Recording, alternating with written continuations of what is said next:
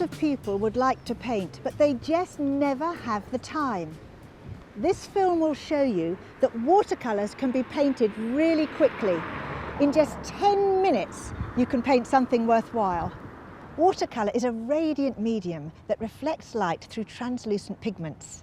Not only is it appealing to look at, but it's extremely enjoyable to use. And it's practical for any and every walk of life, because it's painted on paper, mixed with water and easy to carry. All you need is a few brushes, a few paints, a palette to mix them in, paper to paint on, and some water. And alongside your paints, brushes and paper, you'll also need something to mop up excess water. The pigments of watercolour are very strong, and beginners are often afraid of their intensity and mix them with too much water. Diluting with too much water doesn't make vibrant watercolour, just makes tinted water. Diluting the watercolour makes a variety of tones, so let's just start with one colour and paint this bike. In general, watercolours are built from light to dark, so let's start with the lightest tone. You can see how intense this colour is, even when we dilute it. So we're going to take a bit more water and get this into a really light colour. This is Prussian blue. And that bike leaning against the tree is a perfect subject matter because it's actually quite a dark tone.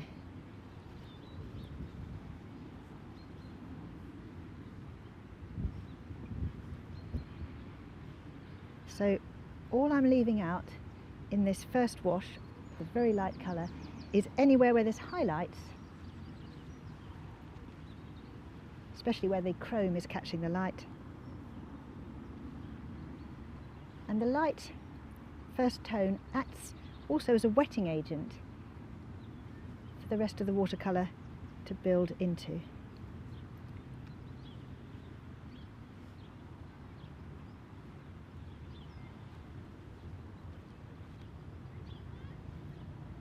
Just hope the owner doesn't come back and take his bike before I've finished.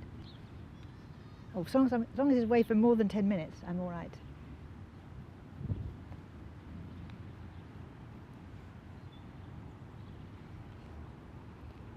Try and get the rough edge of the tyre. And now we come in with more intense colour to catch the shadows.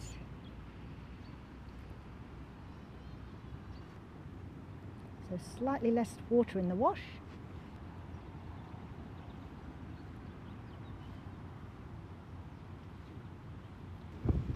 And we can let the brush just dance over the paper so that it's not too carefully drawn, because you're trying to catch the beauty of this medium and the changes that happen in tone as it's diluted with the water. Darker on the handlebars.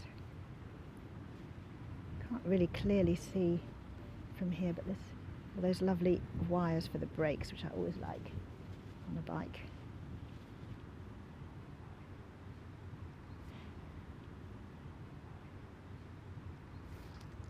And now I'm going to use the colour almost neat, so it's practically dry, so it's the darkest it can be, just to bring out the darkest parts of this bike. Do you see the colour's nearly dry because it's so neat?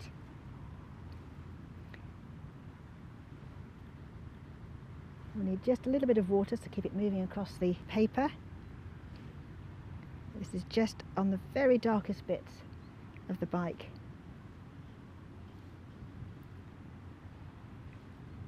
Can't really see the pedals, but they must be somewhere there. Now the pedals obviously holding it up against the tree.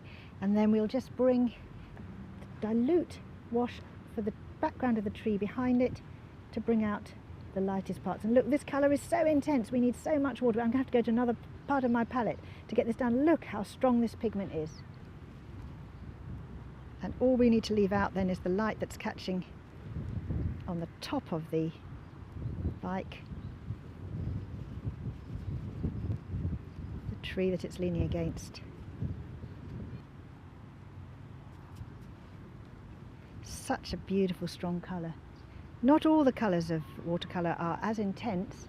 Obviously the blues are darker than reds and yellows, And we can leave out the spokes from behind the,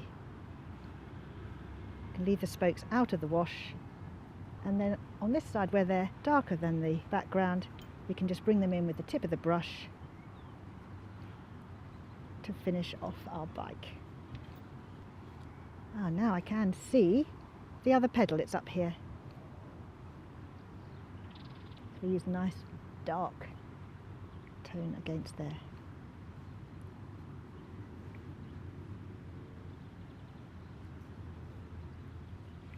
And our little bike against the tree is done.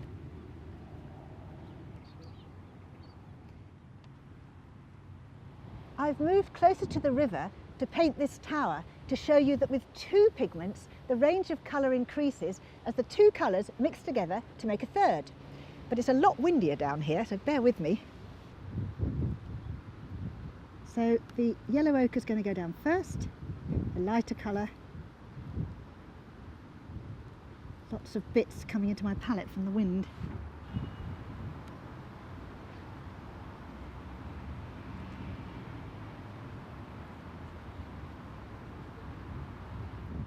All over the tower, except where the light's coming through between the little columns.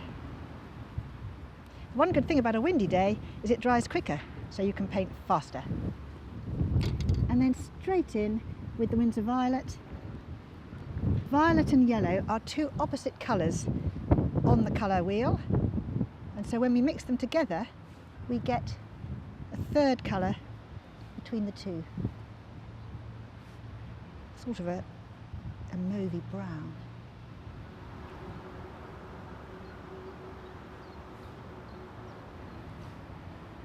We can go in while the paint's wet because we want the two colours to blend together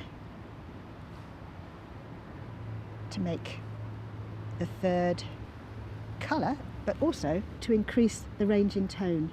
Come in with the yellow ochre in more concentrated colour so that it is not overcome or overpowered by the violet. You can see a lovely brown beginning to come as the two colours blend together.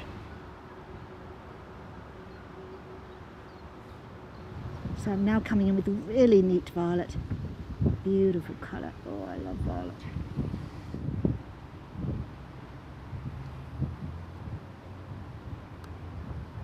For the shadows between the columns.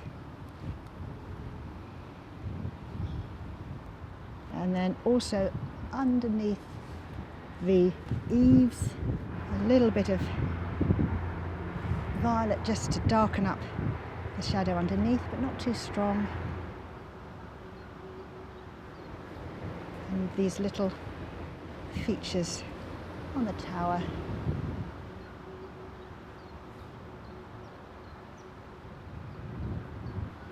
So you can see that even with just two pigments, your range of colours increased. Now what if you've got three? You got it all. With the yellows and the reds, we get our oranges. With the blues and yellows, we get our greens. And with the reds and blues, we get our violets. Mix them all together, a bit of blue, a bit of yellow, a bit of red, we get our greys, our browns, and if we go really neat and really dark, we will get our blacks. Whilst three colours will give you all the hues and tones you need, you can use many more.